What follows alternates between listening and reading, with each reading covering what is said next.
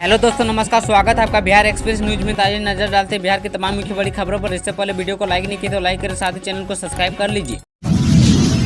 इन 5 सीटों पर महागठबंधन की 2019 से अलग रणनीति क्या इस बार एनडीए को दे सकेंगे पटकनी। दूसरे चरण के चुनाव में अब ज्यादा समय नहीं बचा है। दूसरे चरण में बिहार की 5 सीटों पर मतदान होना है। इसको लेकर सभी दल पूरी तरह से तैयार है। दोनों गठबंधन का ध्यान अब दूसरे चरण की लड़ाई पर है। दूसरे चरण में जिन 5 सीटों पर चुनाव होना है उसमें बांका, पूर्णिया, भागलपुर और कटिहार सीट पर 2019 के चुनाव जदयू ने जीता था, जबकि किशनगंज की एकमात्र सीट पर कांग्रेस ने जीत हासिल की थी। दूसरे चरण के इस चुनाव में 5 सीटों पर एनडीए के सहयोगी जदयू के उम्मीदवार मैदान में होंगे, जबकि महागठबंधन की ओर से 3 सीट कटिहार, किशनगंज और भागलपुर में एनडीए के सामने कांग्रेस के उम्मीदवार होंगे, तो 2 सीट बांका और पूर्णिया में राजद जदयू को टक्कर देगा। महागठबंधन के इन 2 प्रमुख दलों पर आधी लड़ाई का जिम्मा होगा।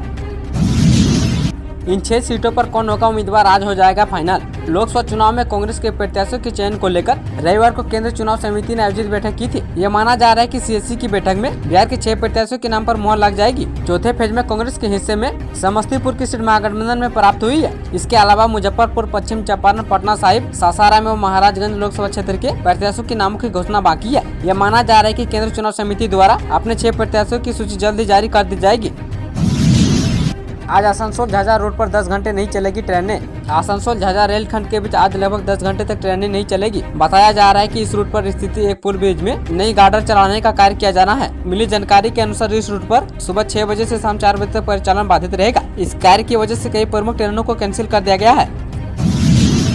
4638 सहायक प्रोफेसर की नियुक्ति पर हाईकोर्ट ने दिया ये आदेश। पटना हाईकोर्ट ने अपने एक महत्वपूर्ण फैसले से यह तय किया है कि राज्य में विभिन्न अंगीभूत कॉलेजों के लिए बहाल होने वाले 4638 सहायक प्रोफेसर की नियुक्ति प्रक्रिया में प्रत्येक विश्वविद्यालय की उसके विषयवार रिक्तियों के अनुसार आरक्षण रोस्टर अलग अलग तय किया जाना है। मुख्य न्यायाधीश के विनोद चंद्रन एवं न्यायाधीश हरीश कुमार की खंडपीठ ने राज्य सरकार द्वारा दायर अपील याचिकाओं पर आंशिक मंजूरी देते हुए यह फैसला सुनाया है। खंडपीठ ने एकलपीठ के फैसले के उस हिस्से को निरस्त कर दिया है जिसमें राज्य के तमाम विश्वविद्यालय की रिक्तियों को एक साथ जोड़कर उस पर आरक्षण रोस्टर निर्धारित करने का निर्देश था।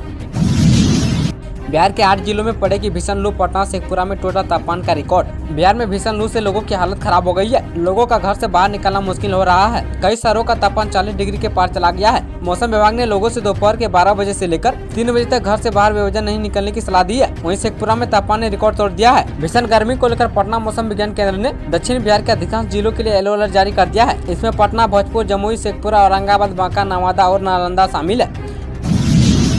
शिक्षा विभाग ने समस्तीपुर जिले के 4 बीओ के वेतन पर लगाई रोक। शिक्षा विभाग के पटना स्थित कमांड एंड कंट्रोल सेंटर से बार कॉल करने के बाद भी रिसीव नहीं करना समस्तीपुर जिले के 4 बीओ को भारी पड़ गया है। डीईओ ने 4 बीओ का वेतन रोकने के साथ जवाब तलब किया है। जिन बीओ पर यह कार्रवाई की गई है उसमें मोदी नगर, सिंजा, उजियारपुर और विभूतिपुर के बीओ शामिल है।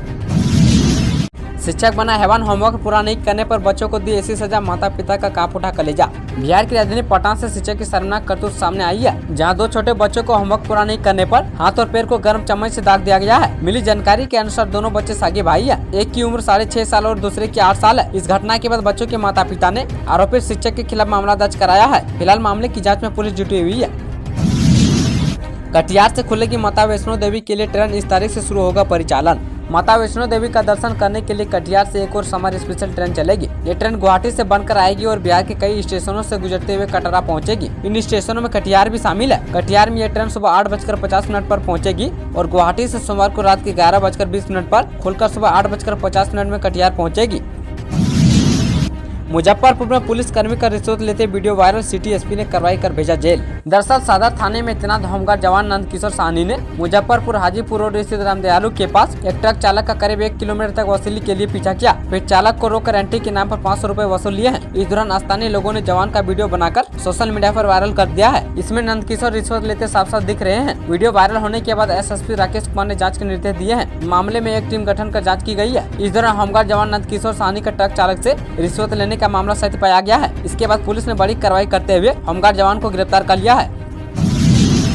राजेश कुशवाहा पर 2 थानों में केस दर्ज। मोतिहारी से वीआईपी उम्मीदवार की बड़ी मुश्किलें। बिहार के पूर्वी चंपारण लोकसभा सीट से महागठबंधन के उम्मीदवार राजेश कुशवाहा की मुश्किलें बढ़ गई है। शहर के 2 स्थानों में उनके खिलाफ प्राथमिकी दर्ज की गई है। उन पर आचार संहिता का उल्लंघन का मामला दर्ज हुआ है। 2 अलग अलग थाना क्षेत्रों में राजेश कुशवाहा के खिलाफ एफआईआर दर्ज कराई गई है। वीआईपी उम्मीदवार पर बिना अनुमति के रोड शो करने और बड़ी मात्रा में पार्टी का झंडा लगाकर चुनाव प्रचार करने का आरोप लगा है। अलीराज डीएसपी और चकचा डीएसपी ने इसकी पुष्टि की है।